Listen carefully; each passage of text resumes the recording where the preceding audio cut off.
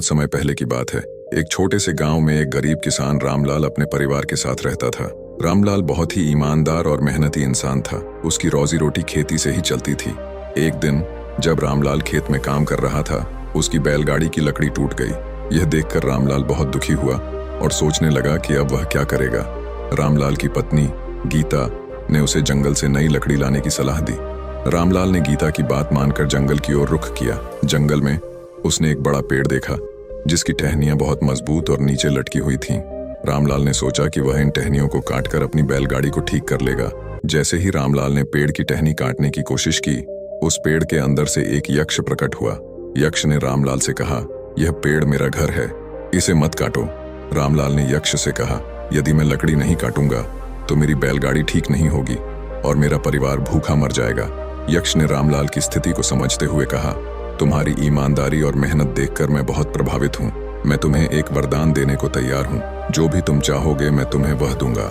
रामलाल ने यक्ष से कहा, मुझे थोड़ा समय दो, मैं अपनी पत्नी से सलाह लेकर तुम्हें बताऊंगा कि मुझे क्या चाहिए। यक्ष ने सहमति जताई।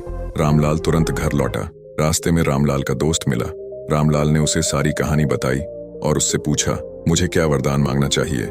दोस्त ने कहा, तुम एक राज्य मांग लो और राजा बन जाओ। उसके बाद वह अपने घर गया और अपनी पत्नी गीता को सारी बात बताई तो उसकी पत्नी ने कहा कि हम लोग गरीब हैं, हमें राजपाट से क्या मतलब, राजा बनना तो बड़ों का काम है, हम तो किसान हैं, हम लोग ज्यादा से ज्यादा मेहनत करेंगे, इसलिए आप 2 हाथ और मांग लो जिससे हम अधिक मेहनत कर सकेंगे और हमारी कमाई भी दोगुनी हो जाएगी।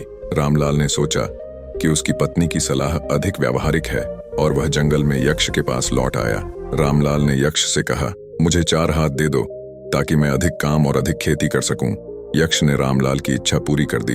अब तो रामलाल अपना मनपसंद वरदान पाकर बहुत खुश हुआ और खुशी खुशी घर जाने लगा।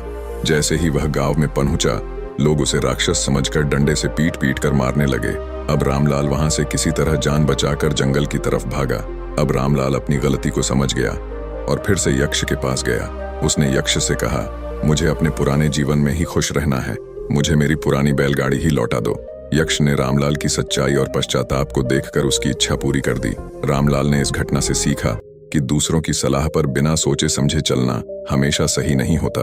उसने ठान लिया कि अब वह कोई भी निर्णय खुद की सोच और समझ से ही लेगा। कहानी से शिक्षा, अपनी सोच और समझ पर भरोसा करना महत्वपूर्ण है। दूसरों की सलाह सुनना ठीक है, लेकिन अपने विवेक और समझ का इस्तेमाल करना और भी जरूरी है।